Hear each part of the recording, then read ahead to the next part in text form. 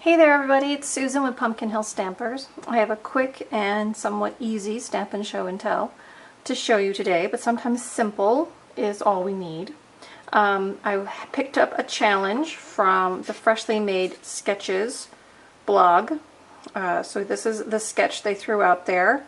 So a pretty basic card with two focal points and a sentiment across the center. So to make it clean and simple, I went with monochrome. I couldn't just do white on white this time. I really needed to do the monochrome, so I picked up the color ink in the cardstock. So I'm using Fresh Fig and I'm using shimmer white, so it's got a sheen to it. So this one is just a basic card, right? No embossing, no embellishments, no ribbon. I stamped twice. I created a tag for the label for the sentiment, and then I stamped on the inside. Okay, so I'm going to make another card very similar but a little bit different and step it up just a little bit for you today. So this is using the Floral Phrases stamp set. So this time I'm going to do congratulations. We're going to repeat the same idea on the front, where we're going to stamp that blossom 2 times. So let me start by doing that. So I'm going to ink up my stamp, and I'm going to stamp once up here. Okay, and now this tag is a bit wider than that one, so I'm just going to put this down. So I want to stamp down here. So ink that up again, flip that over in my hand, and then I'm going to stamp this one down here. So more of the flower should show on this second one I'm doing. So that's an adjustment I'm making from the first one. Okay, then that just is going to get mounted onto my Fresh Fig. So let me just flip that over. So I just have this stepped in 1/8 of an inch on all sides, just to give it a little bit of a monochrome feel. Okay, so you can see how that's very similar to the first one, right? Okay, so now I've already stamped the congratulations, and I'm just going to go ahead and mount this on a Fresh Fig mount. And I gave it a nice bold framing. Now you'll notice on the first one I cut it in so it was framed all the way around, but this one I had it go all the way across, and it's actually going to go right to the edge. Okay, now let's see what this is going to look like on our card before we actually put it down, because I'm still kind of playing with it in my head a bit. Okay, so we could just do that. That would be a pretty easy case of the sketch. However, I do have Fresh Fig 1/8 inch ribbon, which I kind of want to use, but I can't decide if I want to wrap it or if I just want to do a bow. Let me tie a quick bow and see if I want that on there. So see, without cutting my ribbon, I just tied a bow in the end of it. And now I can put that kind of down on my card and look at it without actually cutting and using that ribbon if I decide against it. So that could go there. And everything's moving a bit, but that could go there and have a little bit of an embellishment on there. I think that's what I'm going to do.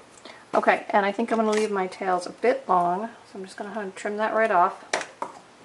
Alright, so let's go ahead and put our congratulations down on our top piece. Now, if I had decided to wrap ribbon, I probably would have put this on dimensionals, but I've opted to not do that because I'm just putting the bow on, so I want it to lay nice and flat. Okay, remember, don't run your fingers across your ink. You can always flip it over and go this way. Okay, now I am going to put, ooh, I'm a little crooked. See that? Can I get it up? Will it forgive me? Oh, it's going to forgive me. Okay, good. Let's try that again. I want it nice and square to my edges. That's better. Alright, no overhang. Alright, so now I'm going to put this layer on dimensionals.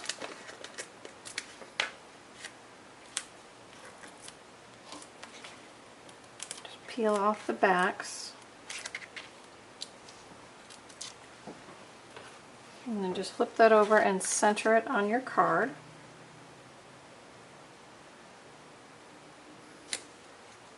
Okay, now I've got my bow that I've already tied. So make sure it's snug. And then I'm just going to stick this on a glue dot. You've seen me do this before.